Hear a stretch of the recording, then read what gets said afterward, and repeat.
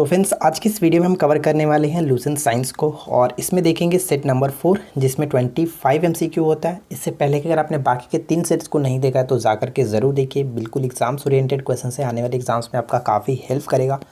तो चलिए इस वीडियो को शुरू करते हैं, लेकिन उससे पहले हम बात करेंगे कि कल का होमवर्क आपका क्या रहने वाला है। तो देखिए फ्रेंड्स, कल का होमवर्क हम दे रहे हैं पॉलिटी में संविधान सभा के गठन को पढ़ेंगे।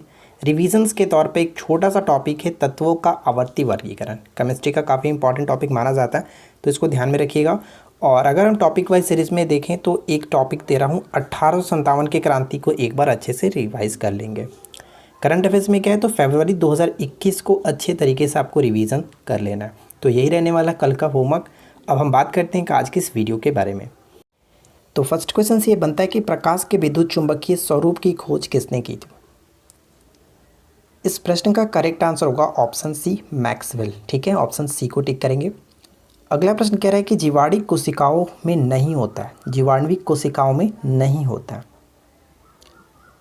तो ध्यान दीजिएगा फ्रेंड्स, इस प्रश्न का करेक्ट आंसर होगा ऑप्शन डी, सूत्रकर्णिका। सूत्रकर्णिका का मतलब माइटोकॉन्ड्रिया। ठीक है, जीवाणु में कोई भी माइटोकॉन्ड्रिया नहीं होता है, ये चीज़ आपको ध्यान में रखना है। आगे बढ़ते हैं। थर्ड क्वेश्चन है कि निम्न में से कौन सा ऊतक घाव भरने में सहायक होता है। कौन सा ऊतक घाव भरने में सहायक होता है तो इपिथीलियमय ऊतक को हम लोग कहते हैं कि घाव भरने में सहायक होता है। ऑप्शन हम यहाँ पे ए को टिक करेंगे। क्वेश्चन नंबर 4 है कि अवस्थम्भ मूल, जिसको हम लोग स्टील रूट कहते हैं, पाई जाती है किसमें। अवस्थम्भ मूल किसमें पाई जाती है तो अवस्थम्भ मूल कह सकते हैं गन्ने में पाया जाता है। ऑप्शन बी यहाँ पे बिल्कुल सही होगा। नेक्स्ट क्वेश्चन है कि तत्वों के वर्गीकरण से संबंधित त्रिक का नियम का प्रतिपादन किसने किया था। त्रिक के नियम का प्रतिपादन किसने किया था, डोबे रेनर। ऑप्शन हम बी को टिक करेंगे। और साथ ही साथ ध्यान दीजिएगा कि अष्टक सिद्धांत का प्रतिपादन किया था न्यूलैंड्स ने। ठीक है फ्रेंड्स, तो यहाँ पे करेक्ट होगा ऑप्शन बी। अब हम लोग बात करेंगे कि त्रिक का नियम क्या है, तो मैं आपको अच्छे तरीके से समझाने की कोशिश करूँगा। देखिए, सबसे पहले हम इनकी परिभाषा को समझ लेते हैं कि एक्चुअली में त्रिक का नियम क्या था। तो जर्मन वैज्ञानिक डोबेराइन कह सकते हैं ने 3 तत्वों का त्रिक नियम बनाया, जिन्हें परमाणु द्रव्यमान के आरोही क्रम में रखने पर बीच वाले तत्वों का परमाणु द्रव्यमान अन्य 2 तत्वों के परमाणु द्रव्यमान का लगभग औसत होता है। चलिए इस बात को हम समझते हैं। इनका कहने का मतलब ये था कि जिन्हें परमाणु द्रव्यमान के आरोही क्रम में अगर सजाया जाए, तो अगर हम चलिए पहले हम क्या लेते हैं, हीलियम को लेते हैं। अगर हम हीलियम की बात करें तो हीलियम का परमाणु द्रव्यमान कितना होगा तो लगभग कह सकते हैं 4। क्लियर। उसके बाद अगर हम लिथियम की बात करें तो लिथियम का परमाणु द्रव्यमान कह सकते हैं कितना होगा, लगभग 6.9। ठीक है, 6.9। उसी तरह से एक और इसके बाद की अगर हम बात करें तो लगातार हम देखें बेरिलियम कह सकते हैं, तो बेरिलियम की कह सकते हैं यहाँ पे कितना होगा, इसका हम कह सकते हैं 9, करीब 9 होता है। परमाणु द्रव्यमान की बात की जा रही है। अब हम दोनों को बात करते हैं, क्या क्वेश्चन कह रहा था, सॉरी इनका डेफिनेशन क्या था। परमाणु द्रव्यमान के आरोही क्रम में रखने पर बीच वाले तत्वों का परमाणु द्रव्यमान जो होगा, यानी बीच वाले फर्स्ट सेकंड थर्ड, ये बीच वाला हो गया, बीच वाला। ठीक है, अन्य 2 तत्वों के परमाणु द्रव्यमान के लगभग औसत होता है। अब इन दोनों को हम जोड़ेंगे, औसत कैसे निकालते हैं, दोनों को जोड़ करके 9 और 4 13, और 13 को हम 2 से डिवाइड करेंगे तो कितना होगा, आप कहेंगे 6.5। और यहाँ पे देखिए 6.5 यानी कि कहने का मतलब कितना हो गया, लगभग आपका इसके बराबर होगा 6.9, यानी कि आसपास इसके आ जाएगा। यही कहने का इनका तात्पर्य था, औसत होता है। तो यह इस नियम को डोबेराइनर का त्रिक नियम भी कहा जाता है, ये ध्यान रखिएगा। तो आई होप कि चीज़ आपको क्लियर हो गया होगा कि ये क्या नियम था। चलिए नेक्स्ट क्वेश्चन कि किस तत्व के समस्थानिक के बीच अंतर किनकी भिन्न संख्या के उपस्थिति के कारण होता है। समस्थानिक, तो कल की वीडियो में हम लोगों ने बात किया था, समस्थानिक हम तब कहते हैं जब परमाणु संख्या समान लेकिन परमाणु द्रव्यमान भिन्न हो, या फिर प्रोटॉनों की संख्या समान, या फिर उन कह सकते हैं कि न्यूट्रॉनों की संख्या भिन्न हो, इस तरह से समस्थानिक कहते हैं। तो उनमें क्या होता है कि न्यूट्रॉन की संख्या में अंतर होता है, तब हम कहते हैं कि कोई भी समस्थानिक हम अंतर कह सकते हैं। यानी कि समस्थानिक हम तब कहते हैं उनके बीच न्यूट्रॉनों की संख्या में उपस्थिति अगर भिन्न भिन्न होती है तब हम कहते हैं। ठीक है फ्रेंड्स, तो ऑप्शन हम बी को टिक करेंगे। नेक्स्ट क्वेश्चन देखिए, अगला प्रश्न है कि वायु में ध्वनि का वेग क्या होगा। तो इससे पहले वाले वीडियो में आपको बताया था कि वायु में ध्वनि पर क्या क्या प्रभाव होता है। अगर हम लोग दाब की बात करें तो ध्वनि का दाब पर कोई प्रभाव नहीं पड़ता है, लेकिन तापमान पर पड़ता है। तापमान को अगर हम बढ़ाते हैं तो तापमान को बढ़ाएंगे तो ध्वनि भी बढ़ता है, अगर तापमान को घटाएंगे तो ध्वनि घटता है, यानी तापमान के घटाने से घटता है। यहाँ पे ऑप्शन हमारा डी बिल्कुल सही होगा। क्लियर। नेक्स्ट वन क्या है, प्रकाश का तरंग सिद्धांत किसके द्वारा प्रतिपादित किया गया था? प्रकाश का तरंग सिद्धांत किसके द्वारा प्रतिपादित किया गया था? Huygens. Option B will be correct answer, Huygens. Enzyme मूल रूप से क्या होता है? एंजाइम मूल रूप से क्या होता है? ये क्वेश्चंस बहुत बार रिपीट हुआ है। एंजाइम मूल रूप से कह सकते हैं कि प्रोटीन होता है। यहाँ पे ऑप्शन बी को टिक करेंगे, ठीक है, प्रोटीन बिल्कुल करेक्ट होगा। अगला प्रश्न देखिए, नेक्स्ट क्वेश्चन से कि निम्नलिखित में से किसे रक्षात्मक पदार्थ कहा जाता है? निम्नलिखित में से किसे रक्षात्मक पदार्थ कहा जाता है? तो रक्षात्मक पदार्थ के रूप में हम लोग विटामिन को जानते हैं। ऑप्शन ए यहाँ पे बिल्कुल सही होगा। हम यहाँ पे पढ़ सकते हैं कि विटामिन भी प्रोटीन, कार्बोहाइड्रेट व वसा समान भोजन का मुख्य तत्व है। विटामिन विभिन्न प्रकार के बीमारियों से हमारे शरीर की बचाव करते हैं तथा शरीर के बीमारियों के विरुद्ध प्रतिरोधात्मक शक्ति को भी बढ़ाते हैं। ठीक है फ्रेंड्स, तो ये चीज़ आपको ध्यान में रखना है। अगला प्रश्न क्या है कि निम्नलिखित में से किस विटामिन के कमी के कारण मसूड़ों से रक्त आता है, जिसको हम लोग पायरिया के नाम से जानते हैं? तो देखिए, पायरिया जो होता है वो विटामिन सी की कमी के कारण होता है। विटामिन सी को हम लोग स्कर्बिक एसिड के नाम से जानते हैं। नेक्स्ट वन, हैजा का क्या कारण है? हैजा जो होता है वो किसके कारण होता है?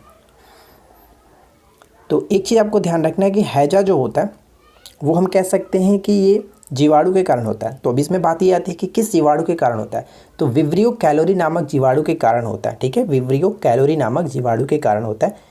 एक पॉइंट यहाँ पे और बता दूं, अगर आपसे पूछ ले कि हैजा से प्रभावित अंग कौन सा होता है, तो आंत प्रभावित होता है, इससे आंत। ठीक है, तो यहाँ पे क्लियर आपका हो गया जीवाणु, ऑप्शन हम ए को टिक करेंगे।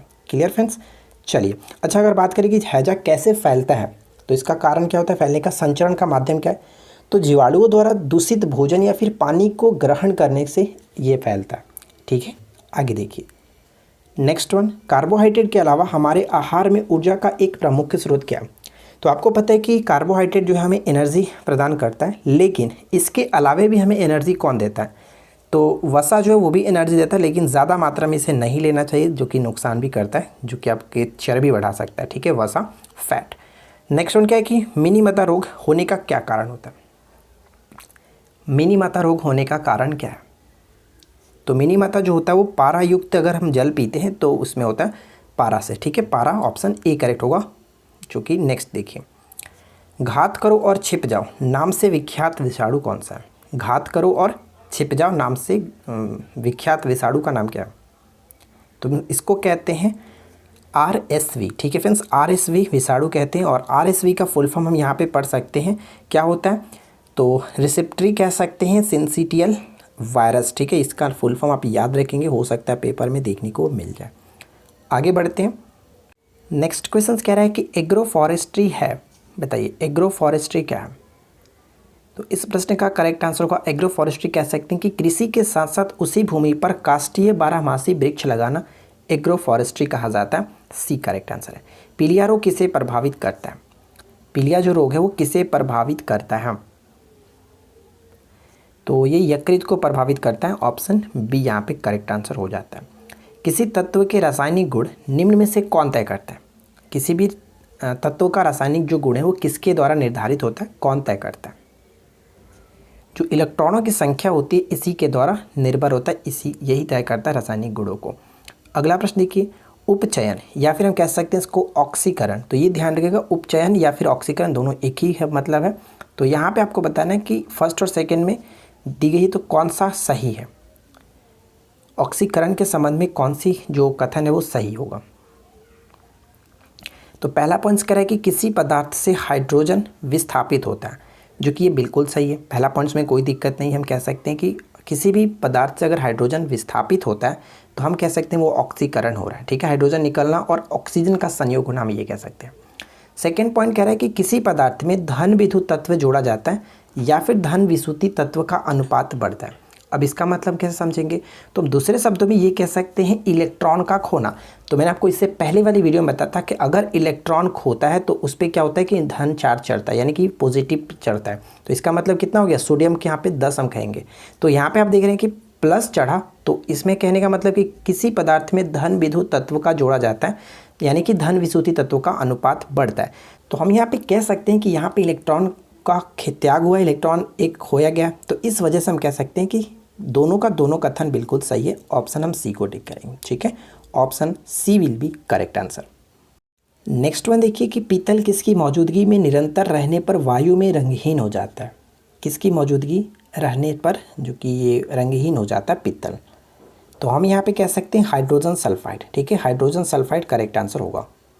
और कभी कभी ये पूछा जाता है कि पीतल किसका किसका मिश्रण है, तो पीतल कह सकते हैं तांबा और जिंक का मिश्रण है, ये भी आपको याद रखना है। नेक्स्ट क्वेश्चन कि एक नाभिकीय रिएक्टर में भारी जल का क्या कार्य है। एक नाभिकीय रिएक्टर में भारी जल का क्या कार्य है, तो इसका कार्य हम ये कह सकते हैं कि न्यूट्रॉन की गति को कम करना। ठीक है, न्यूट्रॉन की गति को कम करना इसका मेन कार्य होता है, ए विल बी करेक्ट आंसर। अगला प्रश्न कि वायु में कौन सी गैस नोबेल नहीं है। नोबेल गैस नहीं है, नोबेल गैस को हम लोग उत्कृष्ट गैस कहते हैं, इनर्ट गैस कहा जाता है। तो यहाँ पे बताइए कौन सा नहीं है। वायुमंडल में रेडॉन नहीं पाया जाता, यहाँ पे ऑप्शन हम डी को टिक करेंगे, रेडॉन नहीं है। ठीक है, नेक्स्ट वन, निम्न में से कौन सा सार्वजनिक तापन के लिए उत्तरदायी होता है। सार्वजनिक तापन का मतलब हम कह सकते हैं ग्लोबल वार्मिंग के लिए उत्तरदायी होता है कौन, तो मीथेन भी है, कार्बन डाइऑक्साइड भी है, जलवाष्प भी है। तो यहाँ पे तीनों का तीनों यहाँ पे डी को टिक करेंगे। ठीक है, और इसमें CFC भी आता है, N2S N2O भी आता है, नाइट्रस ऑक्साइड, ये सभी के सभी क्या करते हैं फ्रेंड्स, जो कि ग्लोबल वार्मिंग के लिए जिम्मेदार है। ऑप्शन डी करेक्ट होगा। नेक्स्ट क्वेश्चन कि निम्न में से कौन सा सामान्य प्रशीतक घरेलू प्रशीतक के रूप में प्रयुक्त किया जाता है। तो घरेलू प्रशीतक के रूप में कह सकते हैं फ्रीगॉन का प्रयोग करते हैं, ऑप्शन सी बिल्कुल करेक्ट आंसर है, फ्रीगॉन। अगला प्रश्न कि एक व्यक्ति को अपनी प्रतिध्वनि सुनने के लिए परावर्तक स्थल से कितनी दूरी पर खड़ा रहना चाहिए। ये क्वेश्चंस पहले बहुत पूछा जाता था, तो ध्यान दीजिएगा कि प्रतिध्वनि यानी जिसको हम लोग इको कहते हैं। ठीक है, इको कहते हैं, इको को सुनने के लिए परावर्तक स्थल से जो दूरी होती है वो 56 फीट कह सकते हैं।